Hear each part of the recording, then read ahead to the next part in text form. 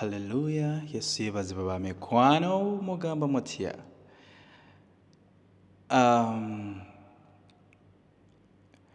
Today I've come to share with you some song, but before I do so, I would like to take this opportunity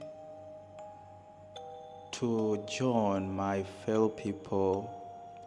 I don't care if you are rich, I don't care if you are poor, but I categorize everybody who suffered this tragedy of destruction of properties.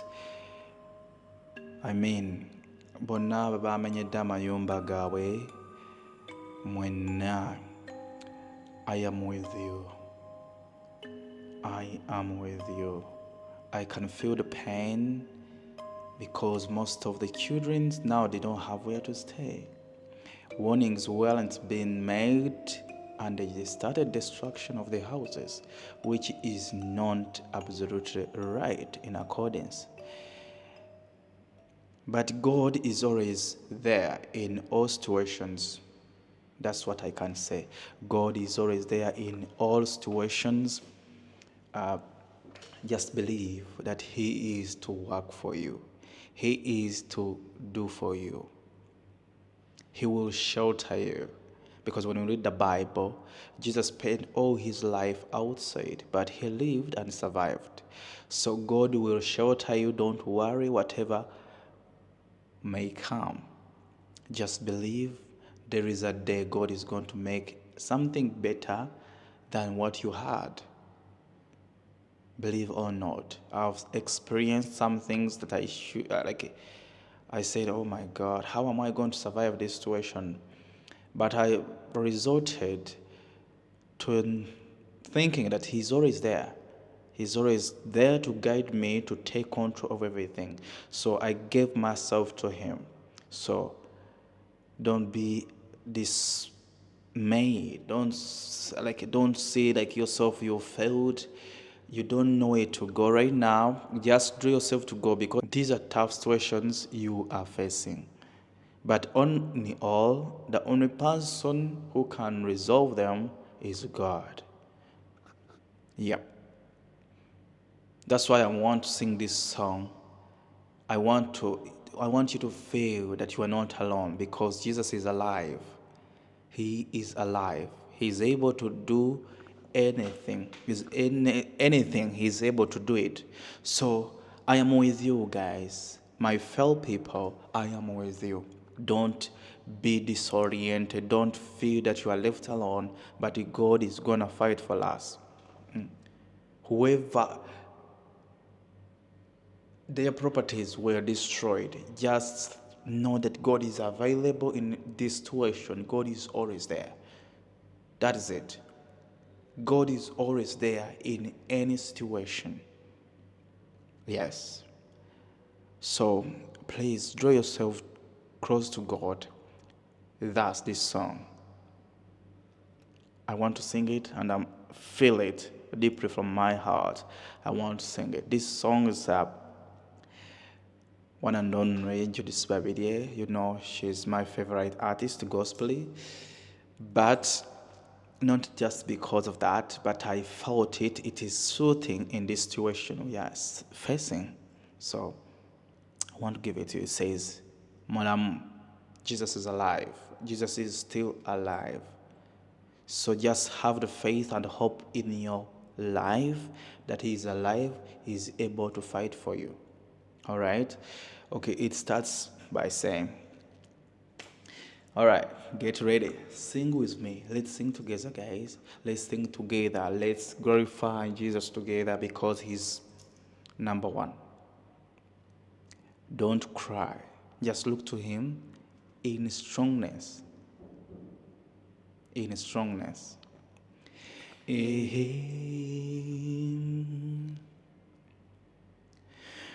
Mulamu, ddala Yesu mulamu oyo, entaana teyayinza kweggala, amaanyi g'okufa nago gadduka entaana njereere taliimu Yesu mulamu. Abakyala ku makya bagenda okumulaba mbu batwaleyo obuloosa ku mulambo gwe basanga malayika oyo ng'atudde ku guyinja n'abawa amawulire nti azuukidde n'entaana njereere. Mulamu taata mulamu, mulamu Yesu wange mulamu, entaana yamudduka teyayinza kweggala, yazuukira kati atudde mu kitiibwa era nange bwe ndifa oyo yalinda nanze antwale mu ggulu. Mulamu taata mulamu, mulamu Yesu wange mulamu, entaana yamudduka teyayinza kweggala, yazuukira kati yatudde mu kitiibwa era nange bwe ndifa oyo yalinno nanze antwale mu ggulu. Mukwano gwange waliwo ebiwonvu by'oyitamu, nze mu biwonvu gye mpizza sirina kutya nze nnina omulokozi. Bulya Yesu wange mulamu, oba amagombe gamutta nga n'entaana yamudduka oyo, nange bulikya oyo yazuukira ennaku aligimponya nze. Mulamu taata mulamu, mulamu Yesu wange mulamu, entaana yamudduka teyayinza kweggala, yazuukira kati yatudde mu kitiibwa era nange bwe ndifa oyo yalinno nanze antwale mu ggulu. Mukwano mulamu, mulamu Yesu wange mulamu, entaana yamudduka teyayinza kweggala, yazuukira kati yatudde mu kitiibwa era nange bwe ndifa oyo yalinona antwale mu ggulu. Alimponya omutego gw'omubi mu kawumpuli abantu gumbula ekiro, Yesu alimponya nze mu maziga n'ennaku kubanga mulamu, mulamu Yesu wange mulamu, mulamu taata mulamu, mulamu Yesu wange mulamu, entaana yamudduka teyayinza kweggala, yazuukira kati yatudde mu kitiibwa era nange bwe ndifa oyo yalinno nanze antwale mu ggulu. Yali kunona n'akutwala mu ggulu, yali kunona n'akussa we banyooma. Mukwano, I know you're crying because you feel that you are on the wall. Olaba oli ku kisenge, olaba okomye, ennyumba bagiyiye, bw'obadde olabirira abaana bo. Kati abaana bagenda kutandika kuwaayuka, tebalina wakusula, bagenda kutandika ku street, kubeera ku street. Naye manya waliwo Katonda alaba. There is God who is always watching. Katonda oyo alaba. Nkuzaamu amaanyi mukwano. manyi waliwo kye bayita discouragement y'ebigambo ogenda n'ogenda nammwe mwogera nnyo ne mwogera ne mwogera tewali kikyuka naye Katonda akola mu biseera. God has ebiro n'ebiseera bye. Oyinza okuba nga kati awe bayiye nga Katonda akusuubiza poloti engaggadde nga gyagenda okukuwa, because kino kyetaagisa kukkiriza. This is just to believe there is something God is going to do for you. So tokaaba mukwano. Akugoba yakuwa amagezi. I've been listening to some of Ugandan songs. They've been talking.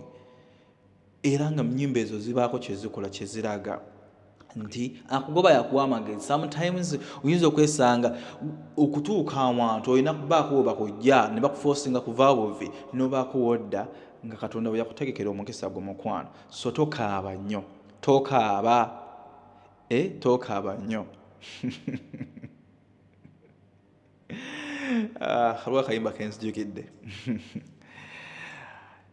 kankayiseewo kagamba nti embeera mwoli togikuba balala, kwegamba katandika katya Mukama.